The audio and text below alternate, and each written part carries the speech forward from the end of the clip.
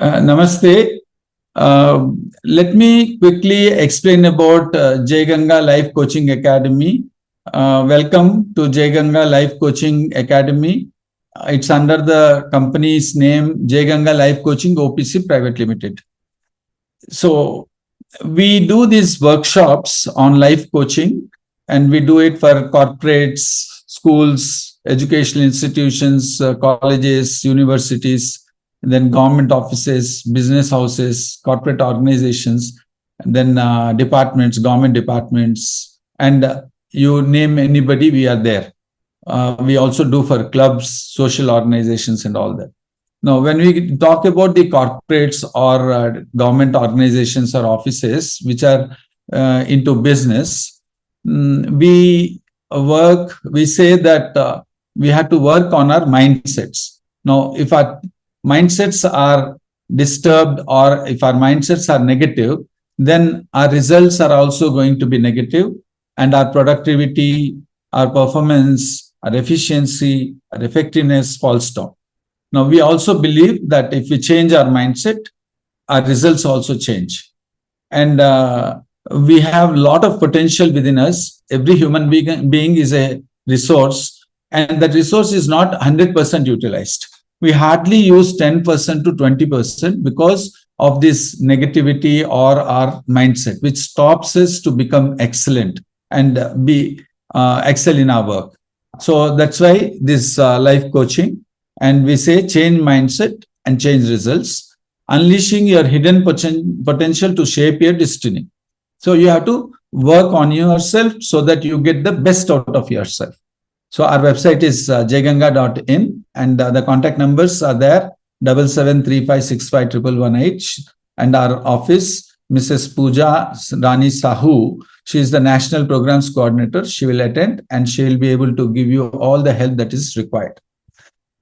We are doing this workshop in the corporates and in every place. We call it the Body, Mind and Heart Workshop, because what we say is the person is very important, and the person consists of body, his mind and his heart. And you see that on the screen, we have heart in red in color, because we feel that the heart is most important, because the feelings are very important.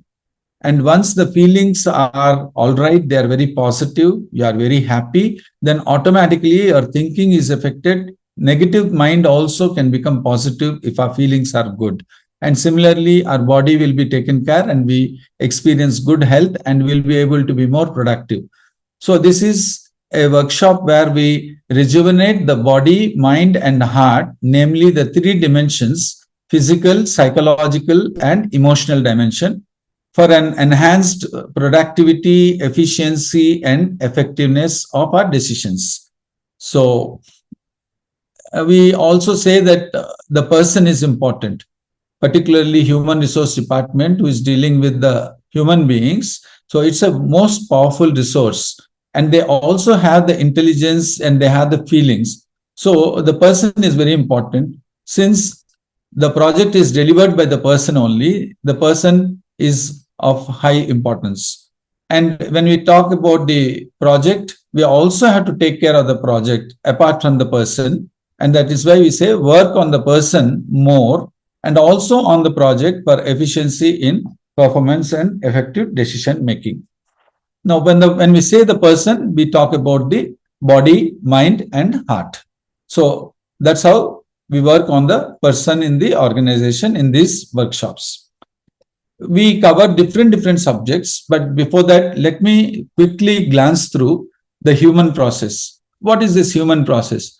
Now, whatever we want from the end result, from the user point of view, we have to see their behavior, their efficiency, their results, what are they contributing to the organization, what is their profitability in the organization. So all that we see. So we say that the results or actions or behavior or the words are coming from our thoughts, our thinking patterns, our mental formations, our belief system.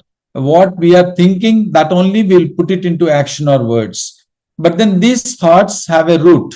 The thoughts are coming from your emotions and feelings. So that is your heart. So the results, actions, behavior, words are coming from the body.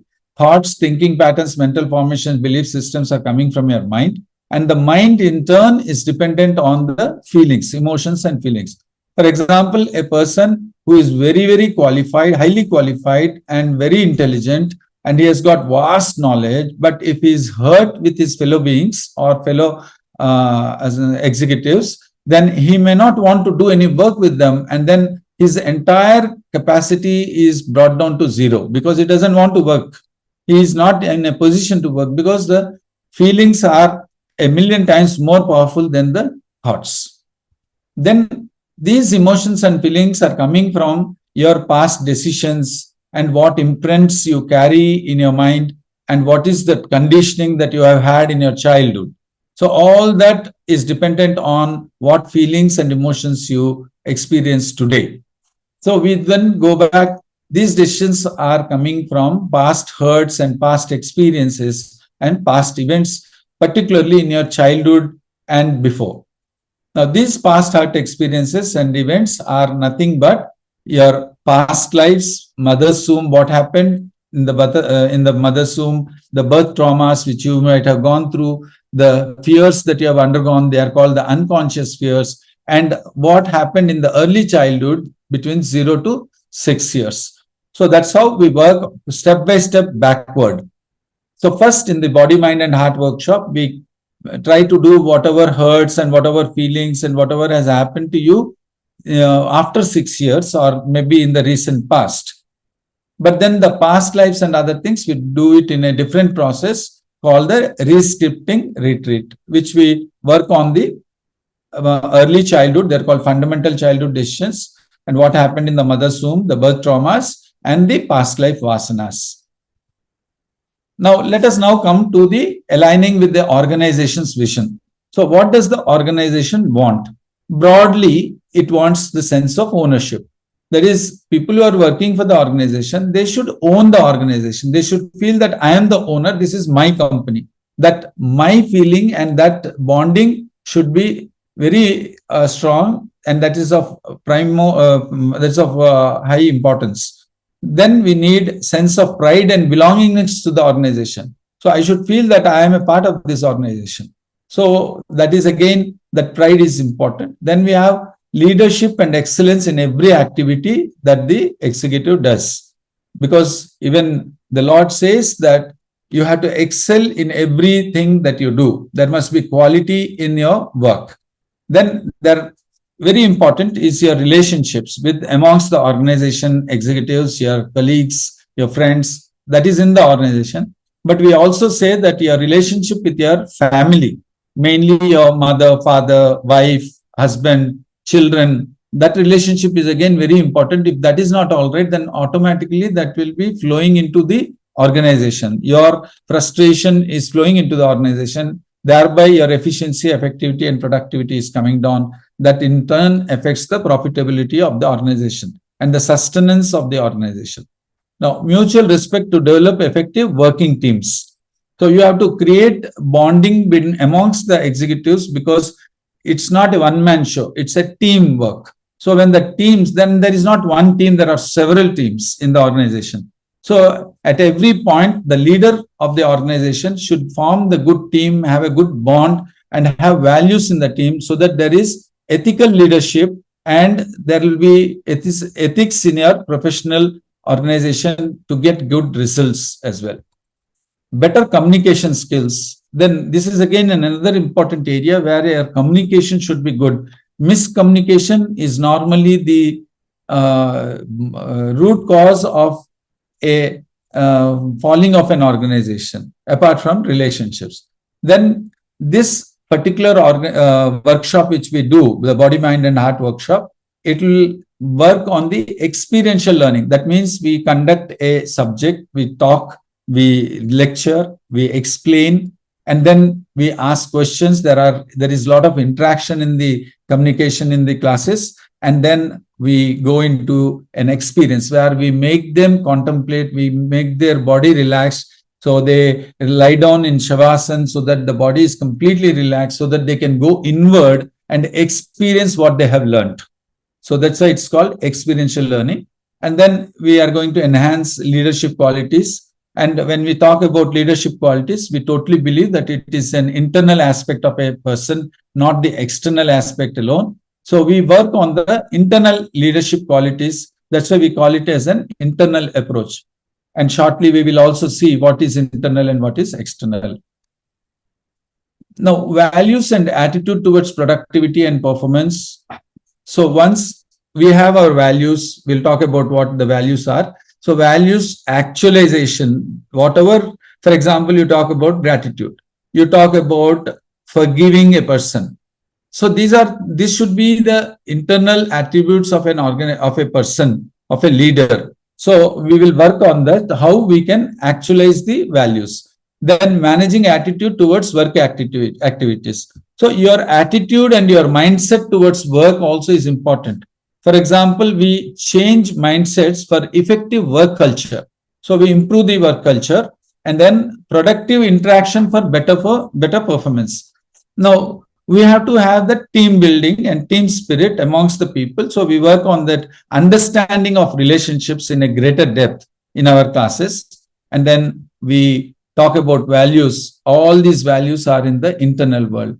What are those values? One is gratitude, forgiving or sensitivity, forgiving, acceptance, commitment, dedication, honesty, sincerity, and inner integrity. So all these values will be explained, and it will be an experiential learning. That is, they themselves will experience these values in the workshop. Now, how to actualize these values? This is a very important, this is a $1 billion question.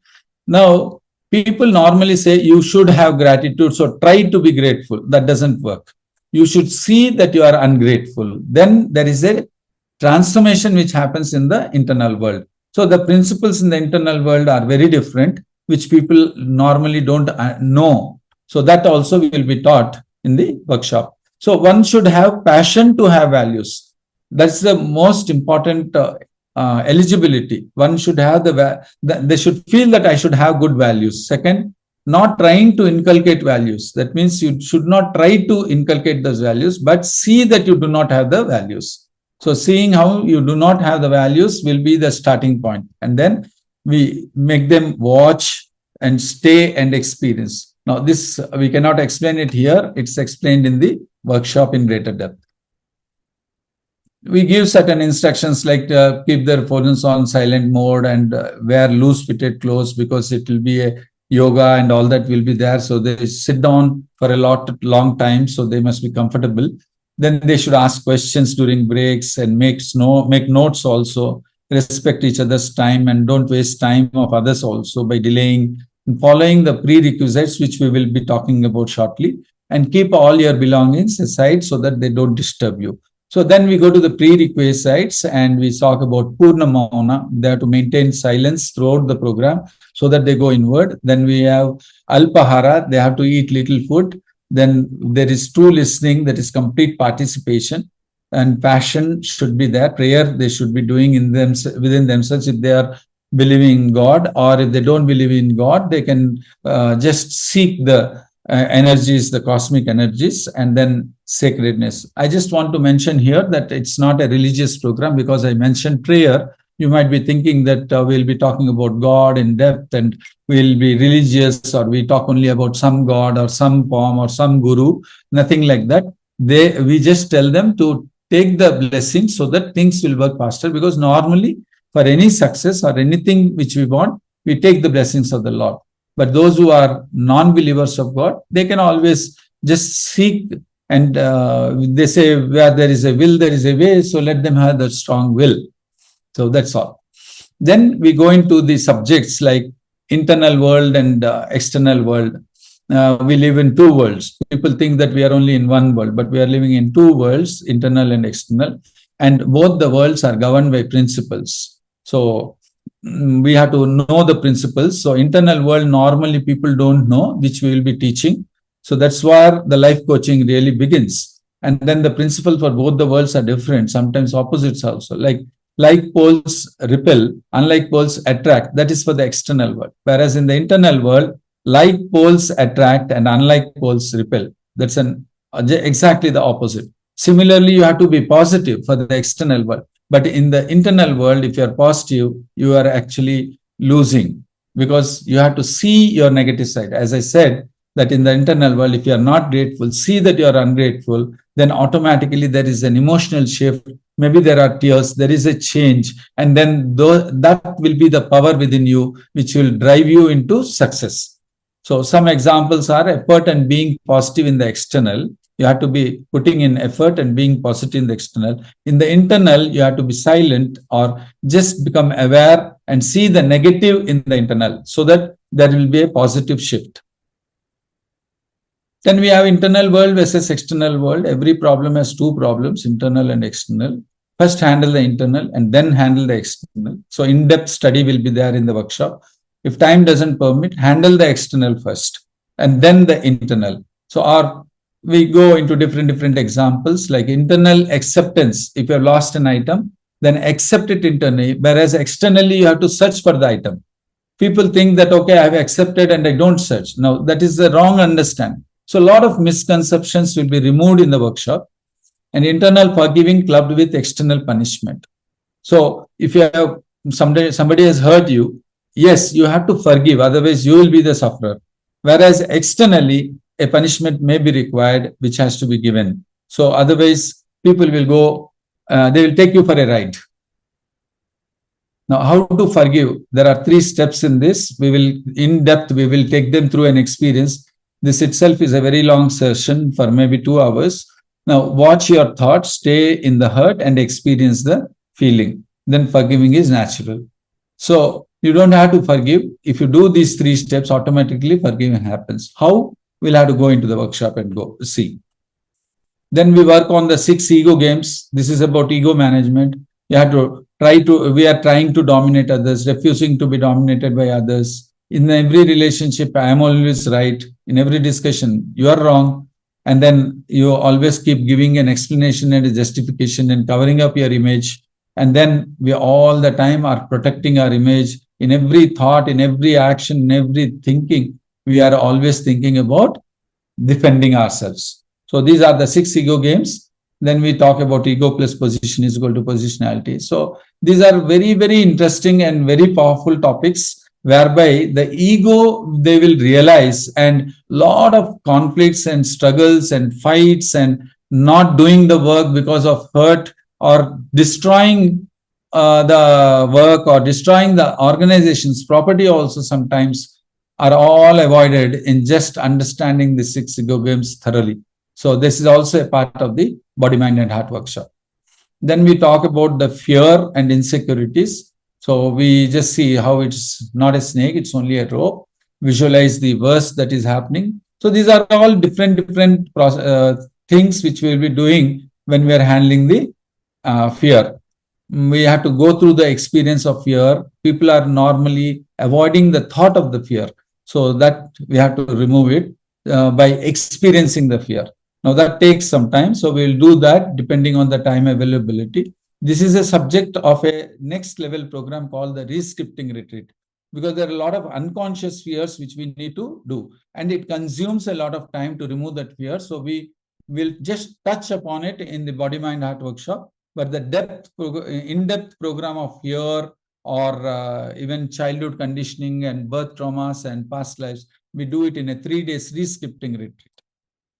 Then we definitely touch about yoga. What yoga we see normally is done very, very fast. For example, Surya Namaskaras are done in 1 minute. 12 asanas are done in 1 minute, very fast. I call it exercise. I don't call it yoga, because yoga is basically to culminate into oneself, to be union with everything, with all that is. So that speed has to be come down. So we do our Surya Namaskaras, actually, all the 13 asanas are done in 21 minutes, not 1 minute. And one asana is added. That's why you would have already noticed that I told that yoga Surya Namaskaras are done in 12 asanas. But now I am telling 13 asanas. So there is one asana included to relax the body in between, because it's done very, very slowly. So the impact is world of difference. It's like a difference between an accountant and a chartered accountant.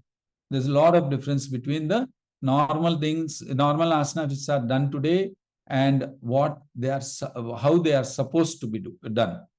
So we have Pranamasan, then Hasta Uttanasan, Pada Hastasan, Asvasanchalanasana, Parvatasan, Ashtanga Namaskara, and Advasana. Advasana is an addition.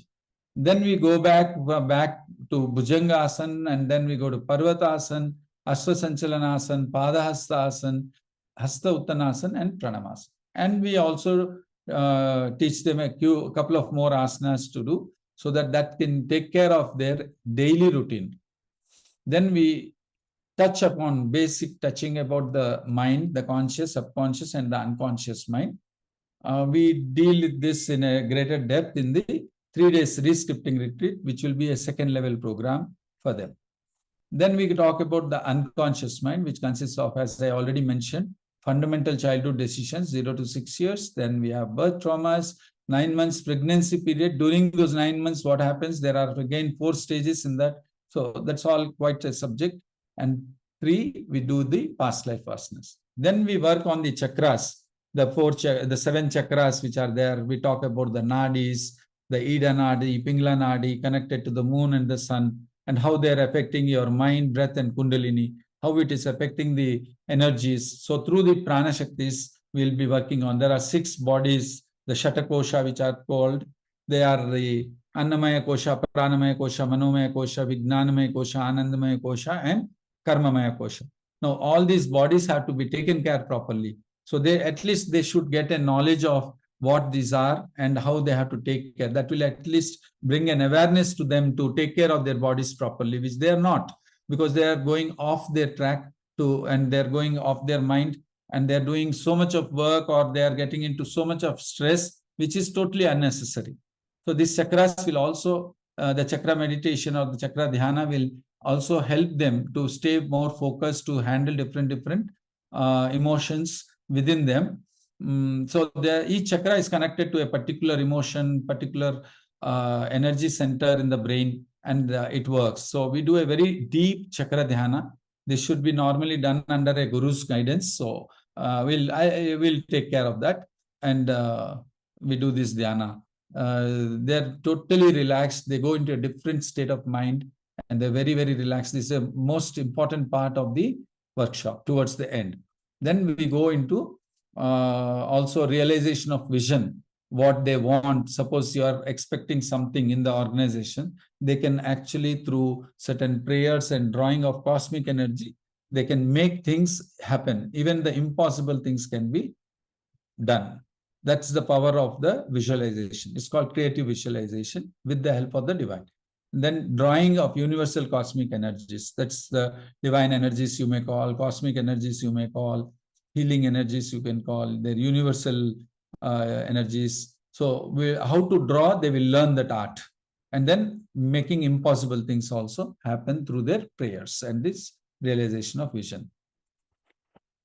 Then at the end, we transfer the power to heal so that they can heal themselves and also heal others. That's the most beautiful part. That's the end gift given in the Body, Mind, Heart workshop. So the major gifts are realization of vision, chakra dhyana, and then healing, power to heal others. That's the final gift. So that is what is all about the Body, Mind, and Heart workshop. And we have our national programs coordinator, Mrs. Pooja Sahu. Her mobile, her email, everything is there. So you can also scan the code, and her contact can be saved in your mobile. Then I'm Kiran, and I'm the founder, chairman, cum principal mentor of this. With me on these numbers, you can save my contact using the scanner. And that's it for now. And thank you so much for listening to the whole session now and this presentation. I'm sure you are motivated and inspired to start the workshop, at least one Body, Mind, Heart workshop as a pilot program in your organization. Should you require anything from me or from my office, please get in touch with us, and we'll be more than happy to guide you further or give you more information. And I'm waiting for you to get it started. Thank you and namaste.